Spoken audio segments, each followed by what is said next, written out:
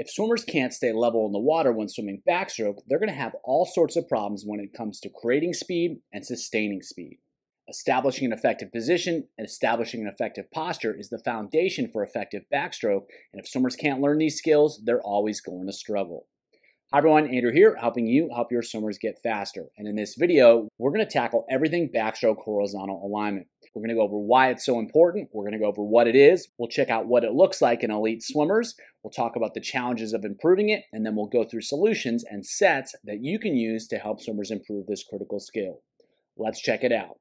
So why does horizontal alignment matter? Creating speed in swimming is a simple equation. It's propulsion minus resistance.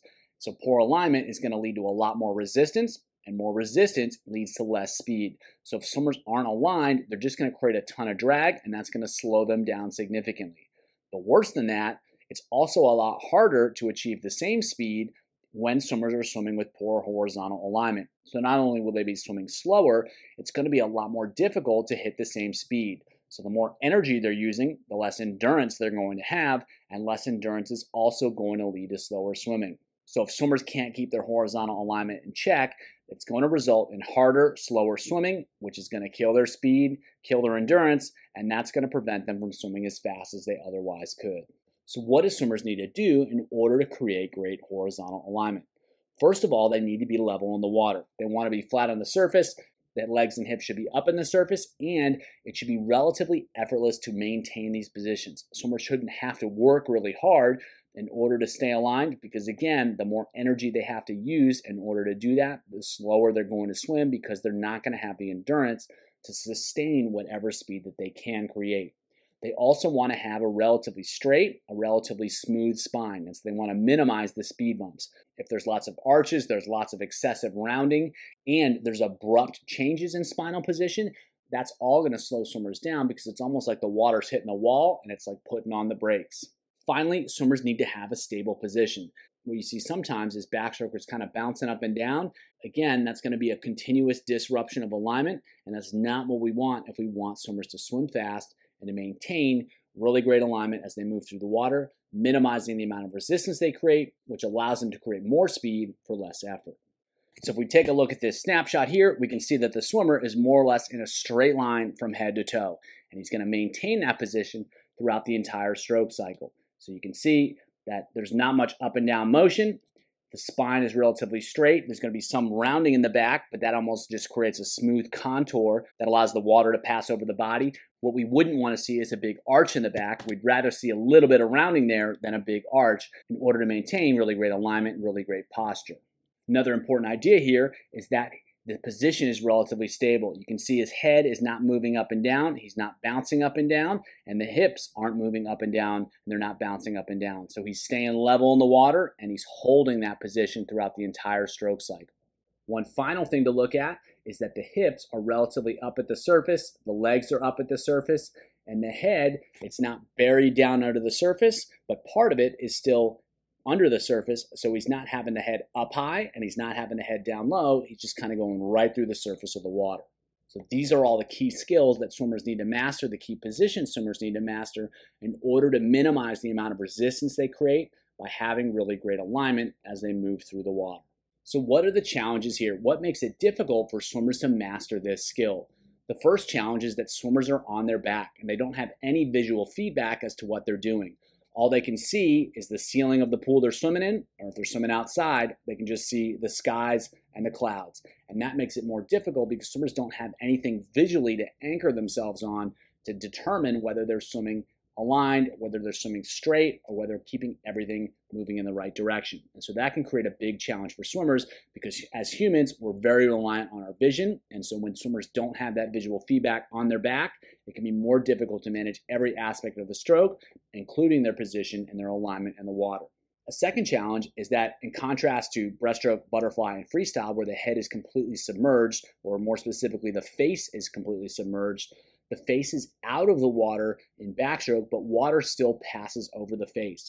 And so that makes it difficult, and that makes it uncomfortable, because swimmers are breathing during that period, and water is going to intermittently come across their face. It's going to splash their face, and that can be really uncomfortable, and it can be kind of scary for swimmers, because that presents a threat to their ability to get oxygen. And as a result, some swimmers will either pick their head up higher out of the water to make sure that they don't have that splashing. Some swimmers you even see that they partially submerge their head and then bring it up to breathe and submerge it again. Also, so that they have a little bit more predictability in terms of when water is going to come across their face, and they're trying to minimize that. That unique dynamic is present only in backstroke, which makes it more difficult for swimmers to manage their alignment on their back. The last challenge, again unique to backstroke, is that the legs will tend to sink, and while they'll also sink in the other strokes, when they sink in backstroke, that causes the back to arch. And when the back arches, because the feet are lower or the hips are lower than the upper body, that's like putting on the brakes. Water will hit that arch in the back and it has a really hard time going around it. And because it just kind of gets stopped, that puts a stop on swimmers' forward progress. They create a ton of resistance and that slows them down. And so that's an added challenge to maintaining alignment as compared to the other strokes. And when swimmers are on their stomach, they can kind of lean into the water to get the hips up. When swimmers lean back into the water, that just reinforces that arch of the back. And so that's the tendency, that's the strategy a lot of swimmers will use. And in many cases, that makes the situation worse. Similarly, if the legs are sinking, swimmers aren't managing that well, or they're not kicking effectively, that further contributes to arching of the back. And that makes it even more difficult to maintain position. So for all these reasons, swimmers can really struggle with maintaining alignment on their back as compared to maintaining alignment on their stomach. When it comes to solutions, we have to find ways to overcome these challenges. We have to have certain strategies that help swimmers feel these key skills, and we have to find ways to help them discover these skills for themselves. And to do so, we're going to use different flotation drills, we're going to use different sensory exploration drills, we're going to use different training aids, and we're going to challenge all of those strategies with performance so that swimmers are encouraged to find more effective ways of executing all these skills. When we take a comprehensive approach, we're a lot more likely to get the results, to get the changes that we're looking for. The first exercise we're going to use is the ball float. And so while it's performed in the stomach, it's still critical for helping swimmers learn to feel how the lungs support them in the water. It's a simple exercise that any swimmer can do, and it lets them feel how the lungs hold them up on the surface. And once swimmers understand how the lungs are their source of flotation, they can learn to manipulate that, they can learn to control it in order to create positions and postures that allow for great alignment, that allow them to move through the water faster and easier. The key skill here is for swimmers to grab a big breath and relax and feel the support of the lungs. Once they can do that, then we can start using that understanding to help create change. So this is a super simple exercise. All swimmers are going to do is grab a big breath and just float. And you can see here, these athletes are doing nothing, but their body is floating at the surface of the water because the lungs are holding them up. And so all swimmers have to do is grab a big breath, and they'll be able to learn, they'll be able to feel how the lungs can support them on the surface of the water. And then we can use that understanding, that feeling, to create change. With the inner tube and straight back float, we're going to take what swimmers learned during the ball float and apply that to backstroke specific floating positions. So now they can learn to maintain their position, their alignment on their back. So what we're going to do is we're going to have swimmers alternate between these two different positions so that they can learn to maintain position as they move. They're going to start off in a compressed position and then extend out. We'll take a look at the videos in a sec so you have a visual of it. And what they're going to do is they're going to try to maintain position on the water, maintain control as they extend the arms out, as they extend the legs out. And with this type of activity, the goal is not to be perfect, but to make progress over time. And so if swimmers can get better at managing position in these drills, these activities, it's going to be easier for them to do when they're actually swimming. And once they have forward momentum, it's a lot easier to stay on the surface of the water, but they'll be able to do that with a lot less effort and a lot more precision if they can manage that skill, if they can learn that skill during these isolated floating activities. So again, the expectation is not that swimmers are going to be perfectly flat on the surface of the water with zero effort. However, they want to try to do that, and they want to try to make progress towards that because that means that they're learning how to manage their position more effectively. So this is the inner tube float. You can see it's a compressed position. So the swimmer is going to bring their knees up to their chest. They're going to have their butt down towards the bottom of the pool, and they're going to be resting as passively as possible. And so the goal here is just to find a position that's relatively stable, trying to keep the knees up at the surface, trying to keep the feet up at the surface as well. And from that position, swimmers are going to try to transition into this position. So they're going to extend the arms overhead, they extend the legs straight, and as much as possible, they're trying to keep everything in a line at the surface of the water. And this is going to be very difficult for most swimmers, but if they can get a little bit better, they can maintain a little bit more position, they can maintain a little bit better posture, That's going to be a skill that they're going to be able to take with their regular backstroke swimming. And so again, like we just discussed, it's not about being perfectly aligned, it's trying to make progress, and that progress is going to translate into better alignment when they actually start swimming backstroke. Next up, we've got a couple kicking drills, specifically boat kick and elevator kick. And with boat kick, the goal here is to help swimmers learn how to get away from that arched back position and learn how to round their position a little bit more effectively. So they're going to place their hands across their hips, and they're going to round the upper back. That allows swimmers to kind of sit into the water, relax into the water, rather than having a really big chest and arching their back. And so the goal here is to feel that position in a simplified drill so that they can try to take that position into their backstroke swimming. Similarly, we're going to take elevator kick to help swimmers learn what position the head should be in to allow them to have the most effective, most streamlined position as they move through the water throughout the whole body. So what they're going to do is they're going to start off with a really high head position or really low head position, and they're going to alternate between the two. And the goal here is to help them feel what's too high, what's too low, what's just right, what allows them to create the least amount of resistance due to the best alignment as they move through the water. And again, the goal here is to help them feel it so that they can take that same position, that same posture, that same alignment into their regular backstroke swimming. These kicking drills can be performed together. They can be performed separately. It's really up to you and about what you're trying to accomplish. At first, it could be useful for swimmers to do them together so that they can learn how to get out of that arched back position and learn how to adjust their head position at the same time. So this is boat kick, and as you can see here, his chest is depressed a little bit. He's got his shoulders up a little bit, and he's really trying to exaggerate the rounding of the back. So he's exaggerating the opposite of that arched back position. And so that's what we're really trying to accomplish here. It's not trying to mimic the perfect position that he wants to swim with. It's trying to help him feel the opposite of the tendency that swimmers have to arch so that they can feel what it's like to round and then try to build upon that and try to execute that with actual backstroke swimming. So you can do this where the head starts high and the head ends low, or you can have them start with the head low and end up with the head high. It's all about letting them feel that big range of head position and the corresponding range of body position. The more effectively swimmers can feel that, the more effective they're going to be at managing their position and finding the right position that they need to execute when swimming backstroke. Next up is elevator swim. And so we're going to take the same concept as elevator kick, and we're going to try to help swimmers feel what head position is going to allow for the best alignment. The goal is to let them feel it rather than have them practice the perfect alignment. So swimmers have different body structures, they have different body densities, so the right position is going to be different from swimmer to swimmer. It's difficult to predict, but if we give them the tools, we can help them discover the right position for them. So I like having them go from both high to low and low to high so that they can feel that change in sensation in multiple ways and allows them to explore in multiple ways, which again increases the chances that they're going to find the most effective way of moving through the water. So here, a swimmer is going to start with really high head position and then drive it down until it's really, really low, and that's going to help him feel what happens to his hip position, what happens to his head position, and how does that affect his overall alignment and the amount of resistance he creates as he moves through the water.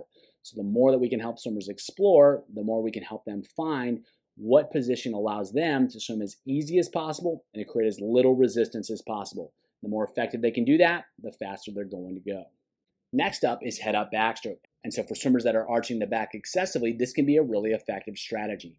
By having swimmers look down towards the feet, the upper body tends to round without dropping the hips. So if swimmers are arched, that's going to round the spine out while still allowing them to keep the hips up at the surface. It's not about lifting the head up out of the water. It's more about looking down towards the feet or looking down towards the opposite side of the pool. And by doing so, swimmers can find a position that's going to be more effective. And so the most important thing is that subtlety is key here. Just by looking down a little bit, swimmers can get really positive changes in position, especially if they're arched in the back. And this drill, this strategy allows swimmers to figure out how much they need to look back, how much they need to look down in order to create a position that's more effective at creating speed. But what's important is that it's not sitting up in the water. It's just that swimmers need to look down towards their feet, look back. It's just the head moving a little bit, not lifting up out of the water. And that creates a situation where swimmers can learn to round things a little bit more effectively, which allows them to slide through the water more effectively. So as we can see here, this swimmer is looking back towards the camera here, and that's going to round his upper body, round his upper back a little bit, and that's going to allow him to feel what it's like to slide through the water without arching the back, and then all he has to do is settle the head back into the water after that, maintaining the same posture and the same position of his upper body, and that's going to allow him to get the best of both worlds, where the head's back down in line, and he's created a spinal position that allows him to just slide through the water. The next strategy is using training aids to help swimmers better feel the alignment that they're using as they move through the water and whether there's opportunities to improve that alignment to create less resistance. And so it's all about creating awareness and how much resistance is created during any skill development activity. So we can use fins to create more speed than normal, which is going to magnify the amount of drag that swimmers experience and that swimmers create. And the more that they create, the more that they'll be able to feel, and then they'll be able to change it. We can use different types of clothing that swimmers will wear on their body, and when they do, they're going to feel a ton of resistance as they move through the water on those specific parts. T-shirt, for example, they'll feel it across the upper body. If they wear shorts, they'll feel it across the hips, and by having more awareness, they're going to be able to create some change. Then when they take the equipment off, they're going to feel the water flowing over the previously covered parts of the body, and that awareness is going to also help them learn how to feel how to slide through the water more effectively. Finally, they can use a weight belt, and that's going to pull their hips down out of position, out of alignment. Swimmers are going to have to work harder to maintain the alignment regardless of what they're doing, and they can feel the impact of poor alignment because the weight belt is going to make everything worse. And then when they take the weight belt off, it's going to be much easier to feel those positions and much easier to maintain those positions without the added resistance. So by using training aids, we can create a lot more awareness of how swimmers are moving through the water, the drag that they're creating as they move through the water, and that allows them the opportunity to change how they're swimming. And regardless of what skill development activities we're using, I find that using performance challenges almost always improves the impact. So you can have them use different speeds, different stroke counts, different stroke rates, or different combinations of the three in order to create challenges where, regardless of what they're doing, they need to do it at a higher level, at a better level. And so regardless of what activity they're doing, it's forcing them to swim differently. And the more we can force them to swim differently, the more they're going to have to explore, and the more they're going to have to explore how to create change, which is going to be critical for long-term improvement. And so we want to challenge the skill in different situations. So rather than just doing a simple activity such as elevator swim, we can do it at different speeds, we can do it at different stroke rates, we can have them descend, we can have them build, we can use all sorts of different strategies to further challenge that. It'll be novel, there'll be variety, and that's really important for building skills. And swimmers don't have to execute at a maximal effort level for it to be valuable. Just by having them do something different, by forcing them to create change, that's going to promote learning. And so by having someone descend, it doesn't have to be descend to fast, it just has to be a change in speed, meaning a change in input, and that means swimmers can swim differently, and with enough practice, they're going to swim better. This is a simple set to demonstrate how to apply all of these strategies. So they're going to go 2 rounds through this. They're going to go 650s. The odds are 25 boat kick plus 25 backstroke. The evens are 25 elevator kick plus 25 backstroke. And they're going to descend those in pairs. They're going to go a 10-second ball float before each repetition. So with the ball float, it's going to help them feel how the lungs are supporting them in the water and how that's going to help them manage their position.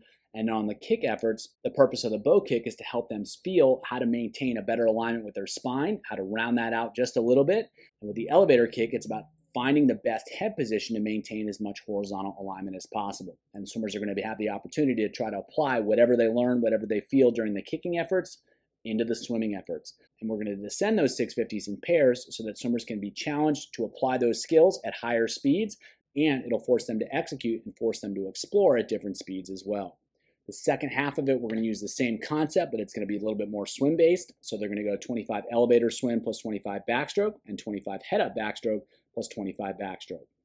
They're also going to do a floating exercise before each of those repetitions, but this time it's going to be inner tube to straight back floats. They're going to learn to manage and maintain their alignment as they switch positions.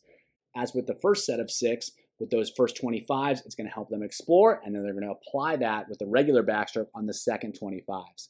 We're going to descend in pairs again, also so that swimmers can feel, they can learn how to apply these skills at different speeds, and it'll force them to execute those skills in slightly different ways. This next set, a little bit more of an endurance focus, and so they're going to go 250s, 2 100s, 2 150s, and then 2 200s. The first 25 is always going to be a strong effort. The odds are going to be with boat kick. The evens are going to be head-up backstroke. So in both cases, they're going to work on maintaining a little bit more rounded spinal position, and then they're going to try to execute that during the backstroke swims on the second half. The boat kick sets it up, and then with the head-up backstroke, it's going to be full stroke swimming, so they're going to do the same thing at a little bit higher level. And the effort is going to increase during the backstroke swim from steady to strong as the distance goes up. So swimmers are going to execute during that first 25, and they're going to try to maintain that throughout the rest of the set over the longer distances. So the focus here is to have constant reminders of the alignment, the position, the posture that we want, and then have swimmers try to execute and continue to execute that as the distances go up and as the effort goes up. Last set is more speed-based, so they're going to go 5 rounds through. They're going to go 4 25s. The first one is boat kick. The second one is elevator backstroke, where they go high position, low position, and then high position, and then a 25 head-up backstroke and a 25 regular backstroke. So we're focusing on spinal position on that first 25, focus on head position on that second 25, a more advanced version of the spinal position on the third 25, and then regular backstroke at the end. So the challenge here is we're going to use different speed requirements and different training aids to help put these skills under more pressure, to help swimmers explore a little bit more, and to help them learn how to more effectively execute these skills at speed. So round 1, they're going with a t-shirt. They're trying to minimize stroke count and time. Round 2, they're going with fins. They're going to build to fast. Round 3, there's no equipment, and they're going to go minimize stroke count and time. Round 4 is with a t-shirt again. They're going to build to fast now. Fins, minimize stroke count and time, and then no equipment but fast on the end. So we're putting a premium on speed here, and by using the t-shirts and the fins, we're going to allow them to better feel the amount of resistance that they're creating, and that's going to allow them to create change. And they're going to have to do that within the context of either trying to swim fast by building, or they're trying to swim fast by minimizing stroke count and time. So in every way, we're challenging the skills with the drills themselves and how they're executing those skills, and that's going to help promote change in a much more comprehensive way. If you want to learn more about how to improve lateral alignment in backstroke, check out the video below.